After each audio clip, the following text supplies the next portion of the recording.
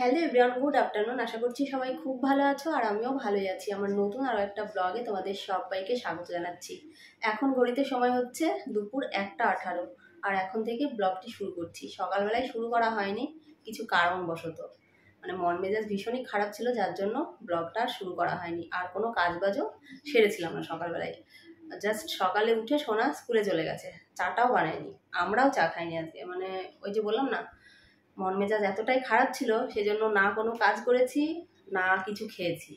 হ্যাঁ, সোনা খেয়েছে, কালকে দুটো ভাত রাখা ছিল, ও খেয়েছে, সোনা খেয়েছে আর আমার বর খেয়েছে, কিন্তু আমি এখনো কিছু খাইনি এখনো পর্যন্ত। হ্যাঁ, একটু খেয়েছি, জল খেয়েছি, কিন্তু ভাত করে নিয়েছি এখন, আলু ভাতের মধ্যে দিয়েছি।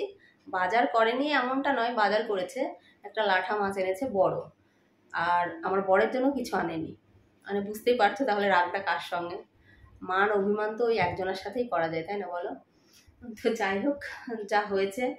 ও ওর জন্য কোনো মাছ আনেনি, ওই জন্য আমিও মাছটা করলাম না। মাছটা কেটে বেছে ধুয়ে ফ্রিজে রেখে দিয়েছি, মাছটা কালকে করব। ওর জন্য মাছ আনবে, তারপরে আমি মাছ করব। আমি রান্না করে খাবো আর ও কি দিয়ে ভাত খাবে? বলছে আমাকে ডিম ভেজে দাও, ডিম ভাজা দিয়ে ভাত খাবো।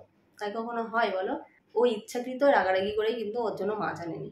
বলেছে এই লাঠা মাছটা এনেছি, তুমি আর মেয়ে খাও। ও তো লাঠা মাছ খায় না, তো তার জন্য আমি মাছটা করিনি।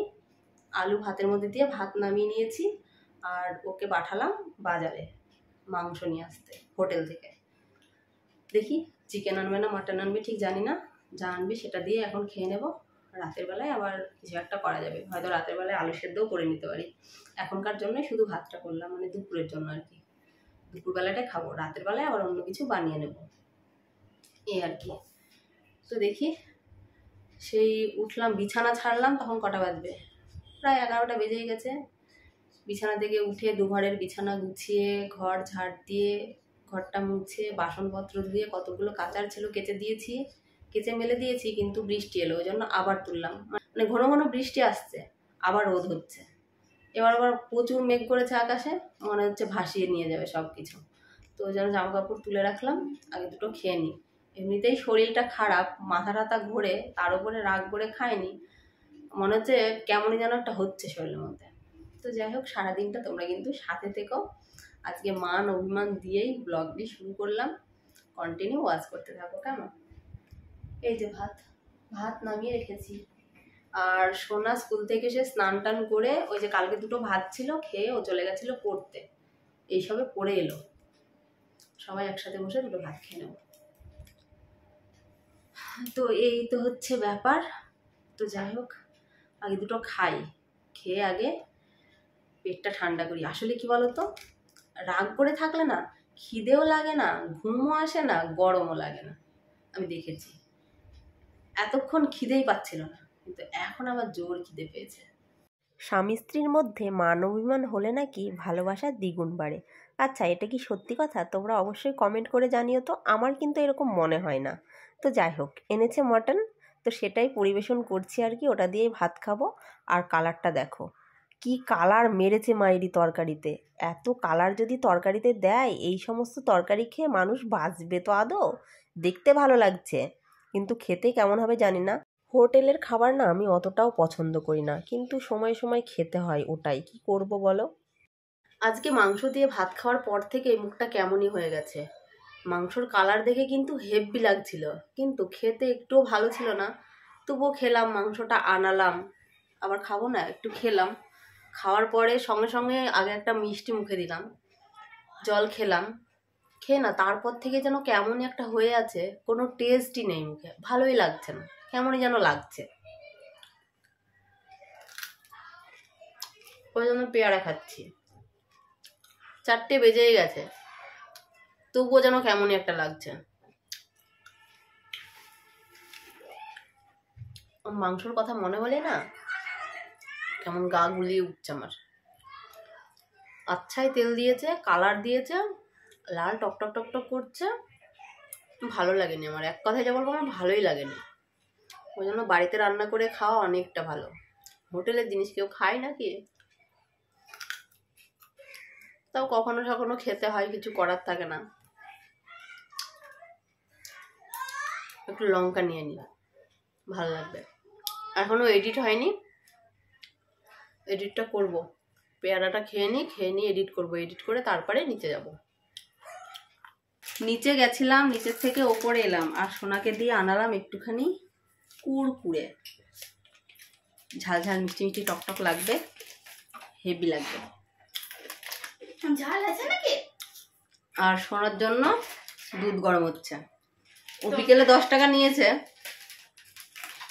আবার এখন কুড়কুড়ে আনতে দিয়েছি, আবার পয়সা নেবে। অত পয়সা খাওয়া ভালো বলো তোমরাই? দুধটা ফ্রিজে ছিল, বের করলাম, বের করে জাল দিচ্ছি, একটু সময় লাগবে। আজকে অনেক কাজ রয়েছে, রাতে দুটো আবার ভাত করতে হবে। আর বড়কে ফোন করে বললাম যদি সিঙ্গারা পাও তাহলে দুটো এনে দাও তো, মুড়ি দিয়ে খাবো। এখন দেখা যাক, নাও ভাজতে পারে, কেন বলো তো? কেননা বাজারে তো গান হচ্ছে, ওখানেই ভিড় জমেছে।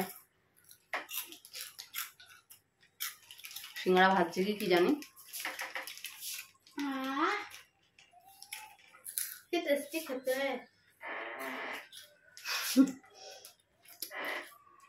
খেয়ে নি, দেখো না দুধটা জাল হয়েছে নাকি? হয়নি? কি হাল হয়ে আছে দেখো। কাঁঠালটা তো খাওয়াই হলো না, একদিন দুদিন খেয়েছি।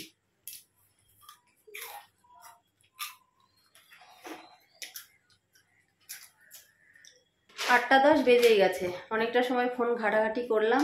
আর সোনার এখনো পড়া শেষ হয়নি, ও এখনো পড়ছে, কিন্তু দুটো ভাত বসাতে হবে।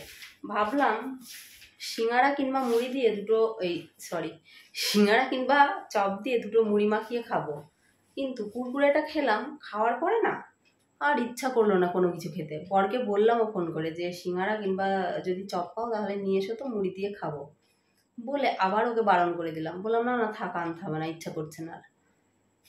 কাঁঠালটা ওখানে খারাপ হয়ে গেল কিনা জানি না, তবে আগে দুটো ভাত বসাই, যেই ভাতগুলো আছে সেই ভাতগুলো বেড়ে রাখি, দিয়ে অল্প একটু ভাত বসিয়ে দিই। ভাত বসিয়ে দিয়ে তারপরে দুটো কাঁঠালের শাক খাবো, বুঝেছ? যা ভাত আছে একজনের হয়ে যাবে, অল্প একটু চাল বসাবো, এটার মধ্যেই বসাবো, আর এক্সট্রা কিছু এঠো করছি না, সেই তো আমাকেই সকালবেলায় মাজতে হবে বলো, ওই জন্য আর কি।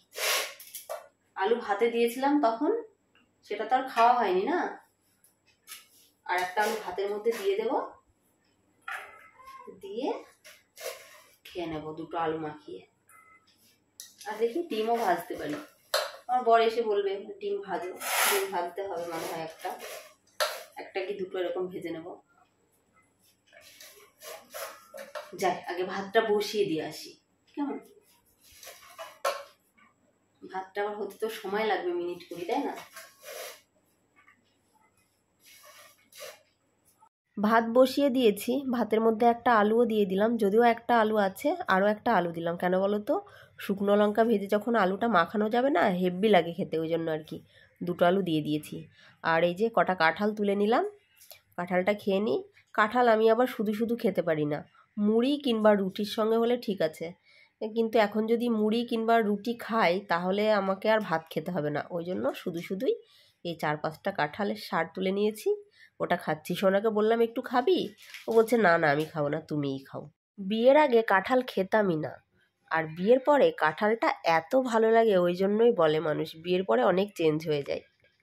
ভাতটা তো অনেকটা সময় আগেই নেমে গেছে, বলতে পারো প্রায় আধা ঘন্টা হয়ে গেছে। আর এখন ভেজে নেওয়া হচ্ছে শুকনো লঙ্কা। ও সেই লাগবে, আলুটা মাখাবো, তাও আর ভাজছে কে বলো তো? আমার বর। শুকনো লঙ্কাটা ভেজে দেবে, আমি ওইদিকে আলুটা মাখাবো, আর এইদিকে বর ডিমটা ভেজে নেবে। মিলেমিশে কাজ করলে সময় কম লাগে। আমি ভাবলাম যে গরম ভাত আলু মাখা দিয়ে খাবো, হেভি লাগবে, আর সাথে একটু ডিমের অমলেট থাকবে, সেই জমে যাবে। কিন্তু ভাত ঠান্ডা হয়ে গেছে, কেননা ভাত অনেকটা সময় আগে নেমেছে, সেই 9টার সময় নেমেছে, আর এখন 9:30 বেজেই গেছে। আধা ঘন্টায় এসির নিচে আছে, বুঝতেই পারছো, তাহলে কি ঠান্ডা না হয়ে আর যায় বলো? আর কি গরম থাকে? একটু ফ্যানও রেখেছি আমি, মানে কিছুটা ফ্যান ঝরিয়ে নিয়েছি, আর কিছুটা ফ্যান ভাতের সাথেই আছে, যে ঘি, আলু সেদ্ধ আর ডিম ভাজা এই দিয়ে খাবো। তো ডিম ভাজাটাও রেডি হয়ে গেছে, তো চলো এবারে খেয়ে নিই। এই হচ্ছে ডিমের অমলেট, আর ওই হচ্ছে লঙ্কা। তো আলু মেখে খেয়ে নিই। আর আজকের ভিডিওটি আমি এখানেই এন্ড করছি। সবাই ভালো থেকো, সুস্থ থেকো। আবার আগামীকাল নতুন কোনো ব্লগে দেখা হবে। আজকের মতো টাটা বন্ধুরা, গুড নাইট সবাইকে।